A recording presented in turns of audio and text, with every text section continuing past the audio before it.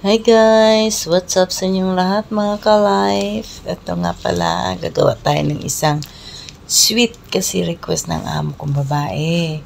So ngayon, nagdurog tayo ng biskwit. Yan, kung nakikita niyo yung brown na yan.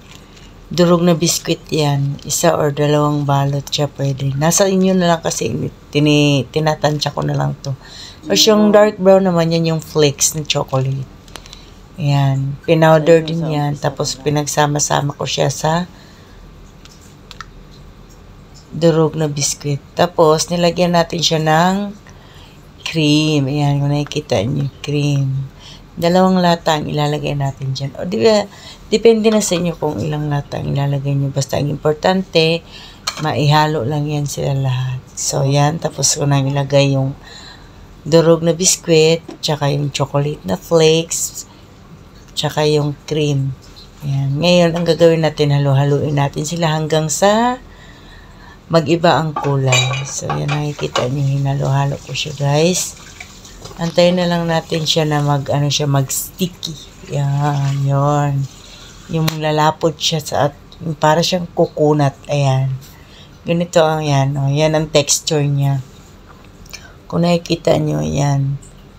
Nakapaghalo na yan. Pinagsama-sama natin ang 3 sangkap. Tapos, ang gagawin natin dyan guys, kasi tapos na natin silang i-mix, gagawin natin siya ng bilog-bilog. Ayan, o diba? Nakita nyo may bilog.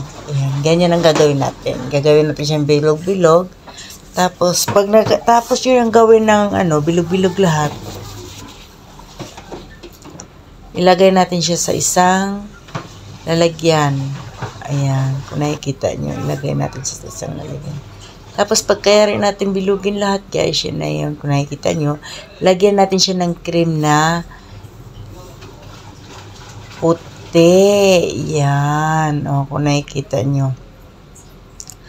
Yung cream na puti na yun, guys, may kasama yung milk condense, tsaka yung curry cheese, at yung cream. Pinagsama-sama natin yun sa blender. Tapos, pagka na-mix na siya lahat, na para pa siyang yung kumbaga sauce niya. O, diba? Tsaka natin siya ilagay dun sa ginawa nating bowl na minatamis. Yan, kung nakikita niyo. Pagkatapos niyan, lalagyan natin siya ngayon ng mga design na para siyang watawat. Yun. Ayan, kasi gusto ko kasi maiba yung itsura. Ayan, kung nakikita niyo, nilagyan ko siya na parang watawat, o diba? Para, may yan, may toothpick. Para pagkakuha ka, yan ang hahawakan mo. Para hindi siya hassle, o diba? Ayan, kung nakikita niyo guys, yan na yung ginagawa natin kanina. O diba? Maganda siyang tingnan. Simple lang siyang gawin.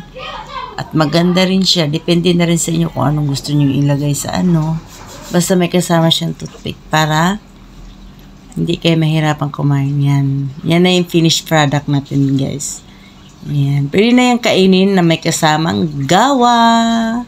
So, yan. Tapos na tayong gumawa ng sweet request ng amo natin. So, thank you for watching, guys. Sana magustuhan nyo yung video na to.